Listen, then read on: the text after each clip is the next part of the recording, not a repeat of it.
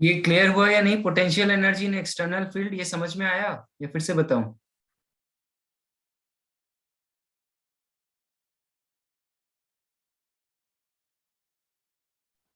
Yes. एक बार देखो, ध्यान से सुन लो। यहाँ पर एक इलेक्ट्रिक फील्ड है ई, यहाँ पर एक पॉइंट है ए। मुझे ये इस फील्ड में अगर एक चार्ज को लेके आना है तो मुझे कितना वर्क डन करना होगा, ये हमें पहले से पता है। Relation between electric field and potential, वो है इलेक्ट्रिक फील्ड और पोटेंशियल में मेरा रिलेशन क्या होता है? That will be equal to what? What is the relation between them? Electric field and potential. Sir minus V by r. Minus dV by d r होता है, एक रिलेशन होता है। Okay, this is the first relation, dV by d r. And एक और relation था,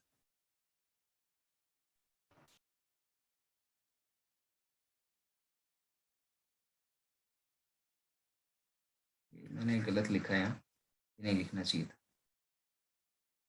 क्या होता है रिलेशन? और this is equal to, is equal to V by r कह सकते हैं। ओके, एक हुआ, ये रिलेशन होता है। और हम लोग अगर पोटेंशियल के फॉर्म में बोले तो work done is equal to कितना यूज होता है मेरा? Work done is equal to q into potential at that point. तो यहाँ पर अगर मुझे इलेक्ट्रिक फील्ड पता है तो वहां से मुझे पोटेंशियल पता चल जाएगा।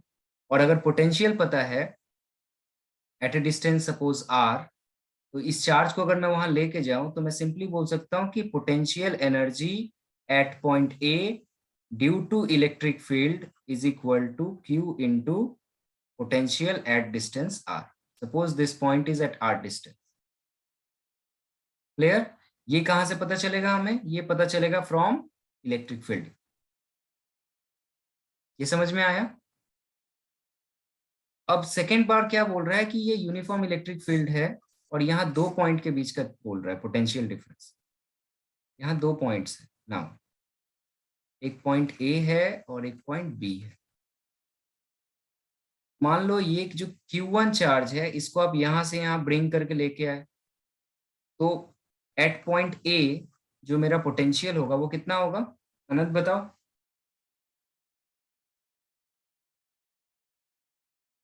ये होगा potential at point A, suppose this is VR1, because obviously ये जो इलेक्ट्रिक फील्ड जिस चार्ज की वजह से हो रहा है ये उससे एट R1 डिस्टेंस पे होगा, multiplied by the charge itself. Yes और नो? यस। स्वयं क्लियर है ये?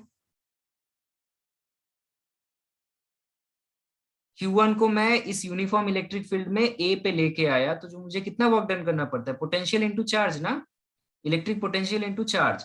इलेक्ट्रिक पोटेंशियल कितना था यहाँ पर? VR1, बिकॉज ये R1 डिस्टेंस पे इस चार्ज से।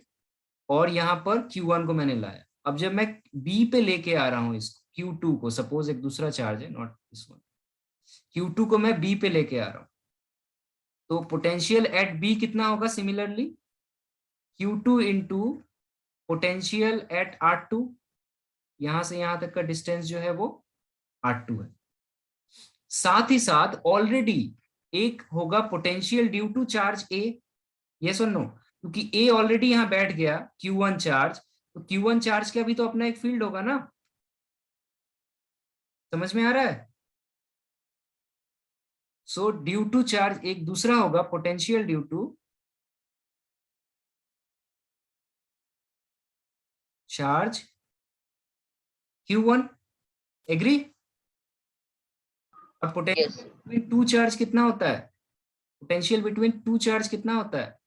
That will be equal to, अभी अभी हमने देखा था, 1/4πε0 two charges divided by distance between them. तो इन दोनों के बीच का डिस्टेंस, मान लो ये R1 और R2 था, तो इन दोनों के बीच का डिस्टेंस जो होगा वो हम लोग ने पकड़ लिया R12, तो ये R12 हो जाएगा। करेक्ट? अब मुझे टोटल पोटेंशियल पूछा जा रहा है, so this is VA and this is at VB। तो ओवरऑल पोटेंशियल कितना हो जाएगा? Total potential of the system is potential at A plus potential at B. So this will become Q1 VR1 plus Q2 VR2 plus 1/4πε0 Q1 Q2 by R1। समझ में आया? ये derivation clear है कि नहीं सबको?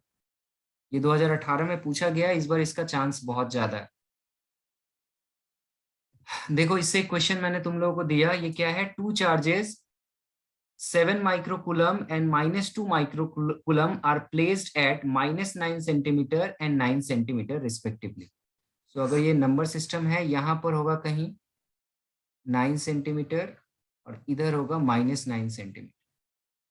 यहाँ पर है -9 पे है 7 माइक्रोकुलम और यहाँ पर है -2 माइक्रोकुलम।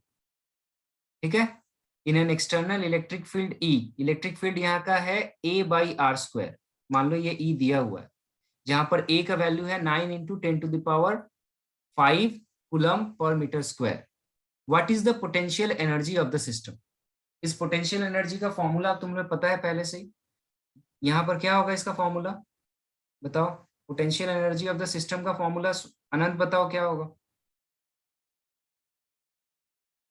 अगर मैं इसे Q1 कहूं, इसे Q2 कहूं, इस पॉइंट को A ले लूं, इस पॉइंट को B ले लूं, क्या होगा?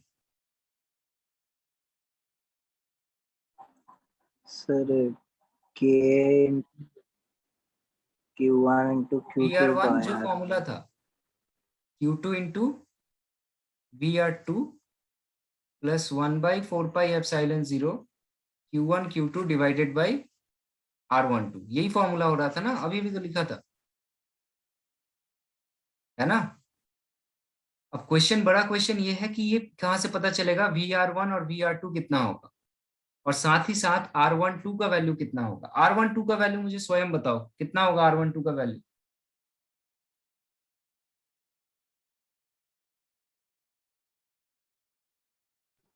-9 जीरो तो होगा y-9, डिस्टेंस पूछा जा रहा है, डिस्टेंस क्या होता है, प्लस होता है। जीरो। 9 इधर 9 हाँ प्लस होगा ना, 18 सेंटीमीटर।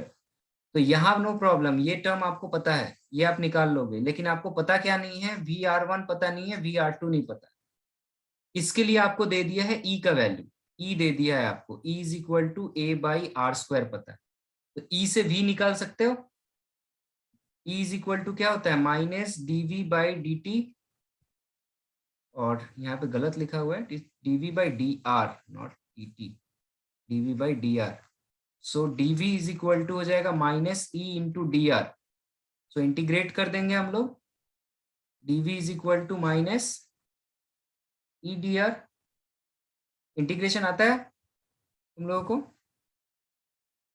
तो यहाँ देखो dV का इंटीग्रेशन करने से V हो जाता है, और E हम लोग बिठाए, E डिवाइडेड बाई r² था, E की जगह हम लोगों ने पुट कर दिया जो भी था A/r² इंटू dr। कॉन्स्टेंट जो होता है वो इंटीग्रेशन के बाहर निकल आता है, तो ये कॉन्स्टेंट बाहर निकल आया और ये 1/r² हो गया। 1/r² का इंटीग्रेशन होता है -1/r, तो ये -a था और इसका हो गया -1/r, तो माइनस माइनस प्लस v बन गया a/r। तो अब तुम्हें v पता है, क्लियर? तो यहाँ पे फॉर्मूला में क्या पुट कर सकते हैं, v के जगह, VR1 के जगह A/r1 और VR2 के जगह V/r2।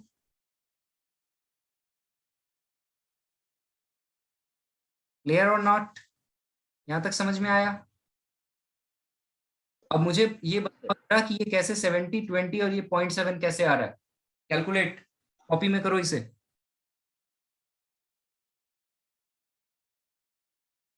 करके बताओ मुझे आ रहा है या नहीं आ रहा है, क्योंकि एग्जाम में यही कैलकुलेशन तकलीफ देगा। Q1 का वैल्यू बिठाओ, 7 × 10⁻⁻6 कूलम।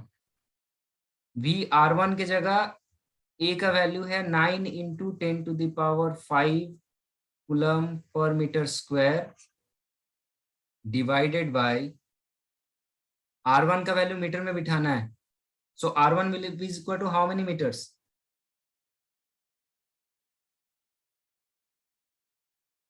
ऑलवेज ये ओरिजिन से मेजर किया जाता है, so this distance is R1, this distance is R2। So R1 is equal to how many meters?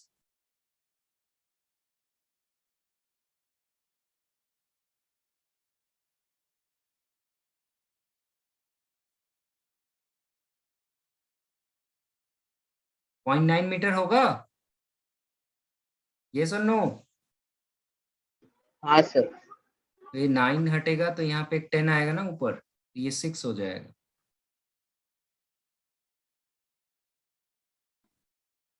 ठीक है, तो ये कैंसिल आउट हो गया। देख लो कैलकुलेशन सही है या नहीं।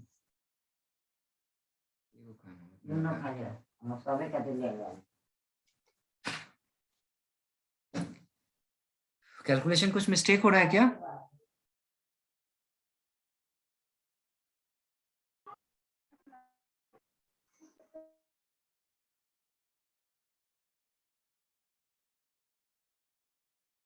तो गलत किया ना, मैं बाई 100 होगा, तो सॉरी माई मिस्टेक।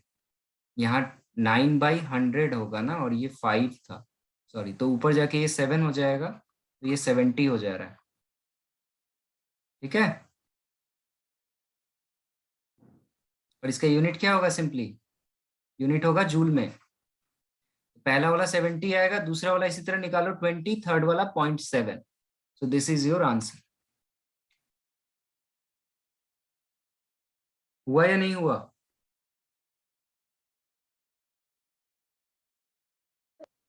सर वो बाय 100 क्यों होगा? ये सेंटीमीटर को मीटर में कन्वर्ट कर रहे हैं ना, और क्या। हाँ। खुद से करो, कॉपी में करो, नहीं तो नहीं समझ में आएगा। सिंपली ये निकालने बोल रहा हूं मैं तुम्हें। A/R है ना, A/R1 इंटू क्यू, इसका फॉर्मूला निकालो। कैलकुलेशन करना करो, जितना ज्यादा कैलकुलेट करोगे लोग उतना ही अच्छा तुम्हारा कैलकुलेशन होते जाएगा।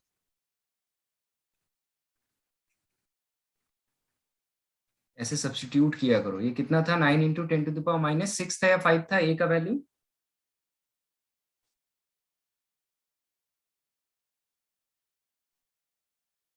कितना था?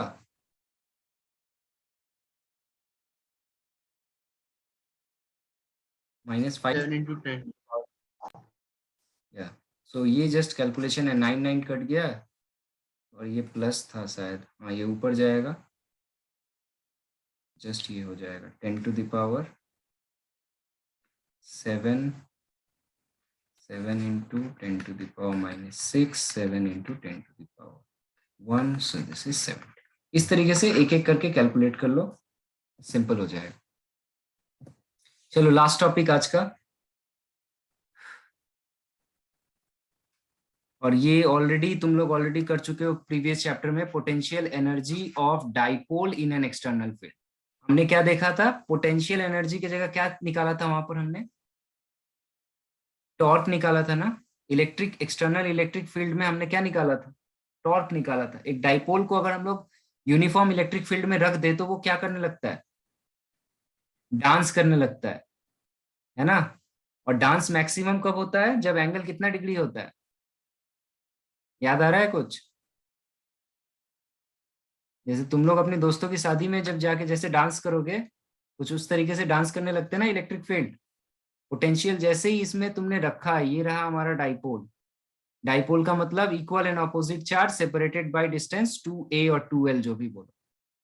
ये अगर एंगल थीटा पे है यूनिफॉर्म इलेक्ट्रिक फील्ड में, तो इसमें टॉर्क जनरेट हो जाएगा, है ना।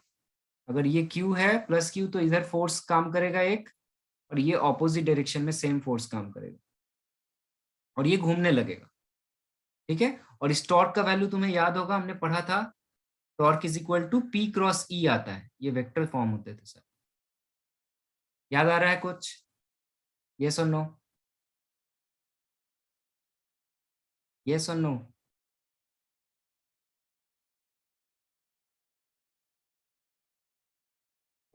Yes sir.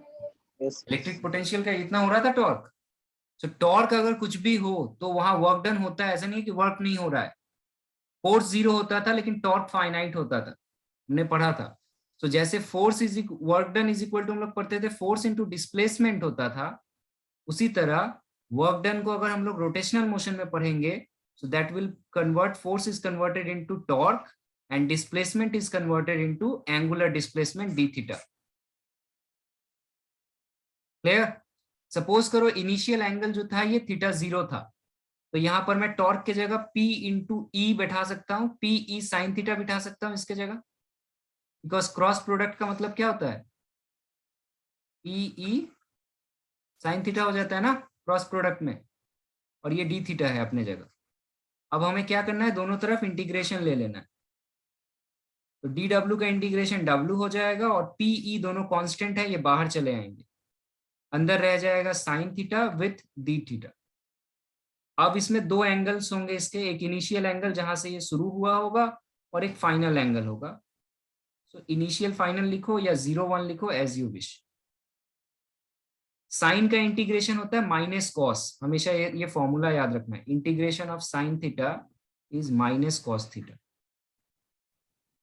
तो यहां पर एक माइनस साइन बाहर आ जाएगा और ये हो जाएगा कॉस थीटा, जिसका अपर लिमिट है थीटा एफ और इनिशियल एंगल है थीटा आई। हमेशा क्या होता है, पहले फाइनल एंगल बैठता है, माइनस का साइन देके इनिशियल एंगल बैठता है, अपर लिमिट पहले बैठता है, माइनस लोअर लिमिट बैठता है। तो ये हमारा फॉर्मूला आ जाएगा वर्क डन का, PE cos theta F minus cos theta I. This is clear और not? This is the potential energy of a dipole in external electric field. Clear?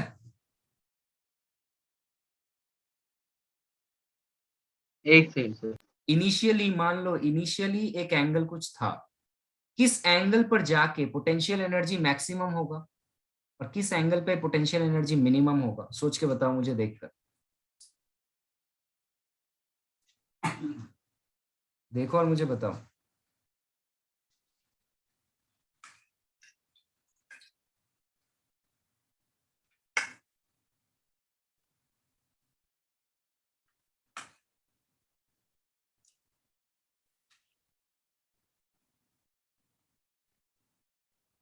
अनंत बताओ।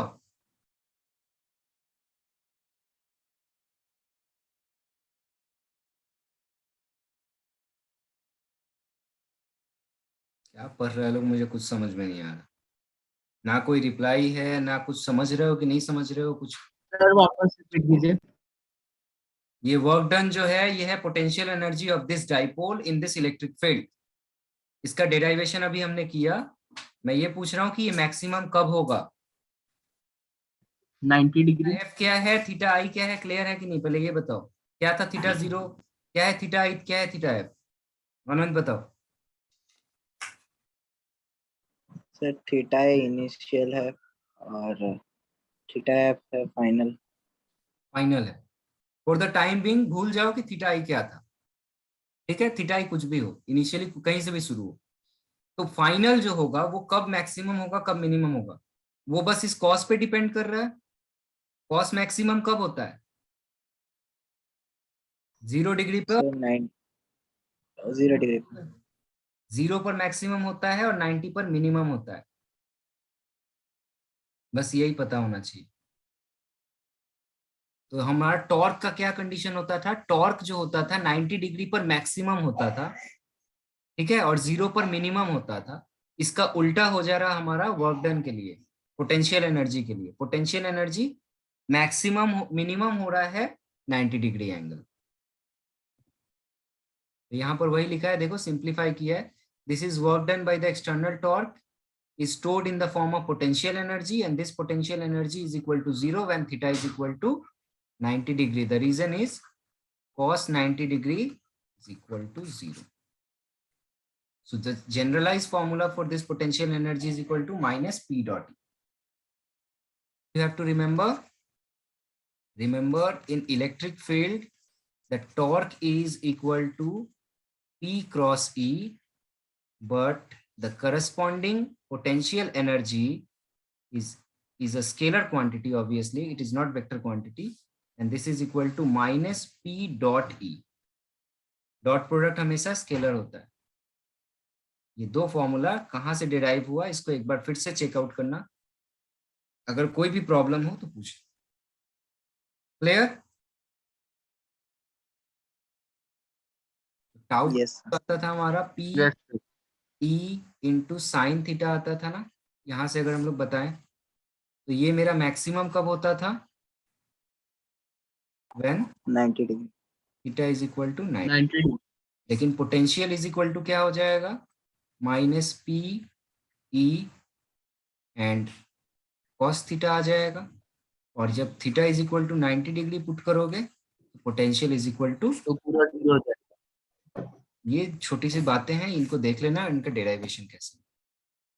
यहाँ से देखो एक क्वेश्चन 2020 में पूछा गया है, बोल रहा है calculate the potential energy of dipole with charges q and minus q and length l and is stable equilibrium with the electric field. ये बहुत ही सिंपल क्वेश्चन है। Theta stable equilibrium with electric field, यही एक line important था। इसका मतलब है theta is equal to 0 degree दिया हुआ है, तो फॉर्मूला में जस्ट पुट करो, आंसर मिल गया। क्या था इस क्वेश्चन में, 2020 का क्वेश्चन है, सिर्फ 2 साल पुराना। अगर ये लाइन रीड नहीं कर पाओगे ना, stable equilibrium with electric field, तो इसको नहीं करके आ सकते एग्जाम में। तो ये देखो इतने आसानी से सॉल्व हो।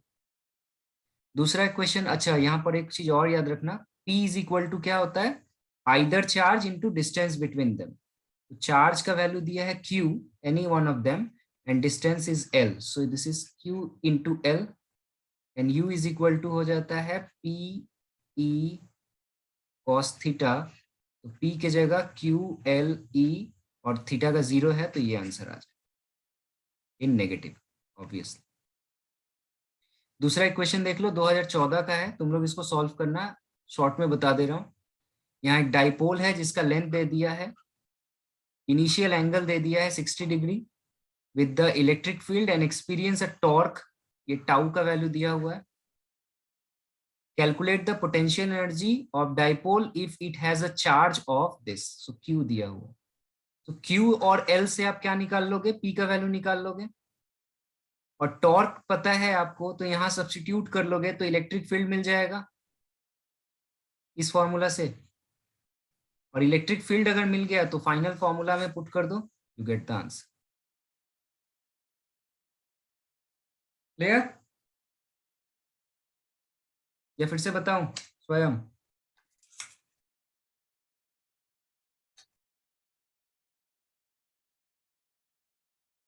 फिर से बताऊं क्या? नहीं, एक बार सर रिपीट कर दीजिए। देखो अगर डाइपोल है ना, तुमको अगर चार्ज पता है और इसके बीच का डिस्टेंस पता है, तो तुम P निकाल सकते हो, Q इंटू एल। ठीक है, अब तुमको अगर टॉर्क पता है तो टॉर्क इज इक्वल टू होता है PE साइन थीटा। तुम्हें टॉर्क पता है, P अभी निकाल दिया, थीटा पता है, तो यहां से क्या पता चल जाएगा, E अननोन था, कैलकुलेट कर लिया। क्लियर? स्टेप 1 ये था, P निकाल लेना। स्टेप 2 था E फाइंड आउट कर लेना। और स्टेप 3 क्या होगा हमारा, U is equal to minus PE cos theta होता है। अब P भी पता है, E भी पता है, थीटा भी पता है, तो सब्स्टिट्यूट कर दो, U भी मिल जाएगा। क्लियर? ओके, सो हाँ सर। 2-3 होमवर्क है तुम लोग का, ये लिख लो। ये जस्ट एक बार रीड कर लेना, ये ऑलरेडी हमने पढ़ लिया है, ये जस्ट यहाँ पे समराइजेशन है। तुम लोग का जो होमवर्क है वो लिख लो, 1 मिनट। सबसे पहला होमवर्क, ये मुझे चाहिए संडे से पहले, अदरवाइज मैं पेरेंट्स को कॉल करूंगा। पहला लिखो, electric field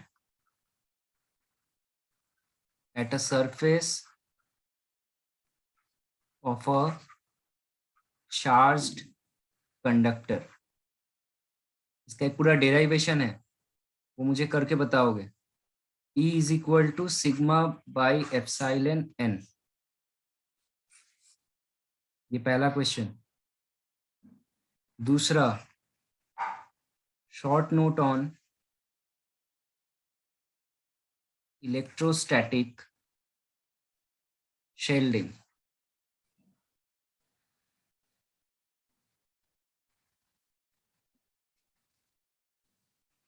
third,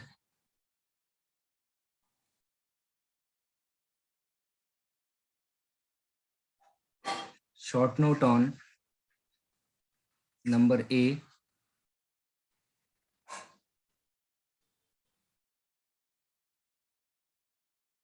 dielectric in external field,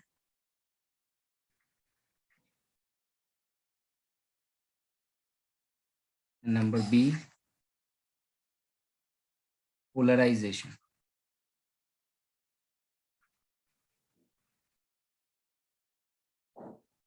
ठीक है, ये 3 क्वेश्चन का आंसर मुझे मिलना चाहिए। नेक्स्ट क्लास से हम लोग कैपेसिटर पढ़ेंगे, capacitor and capacitance. Any questions?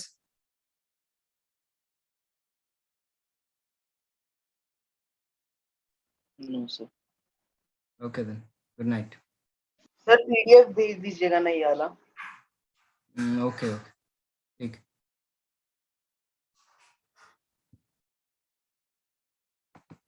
Bye sir, next class Friday ना?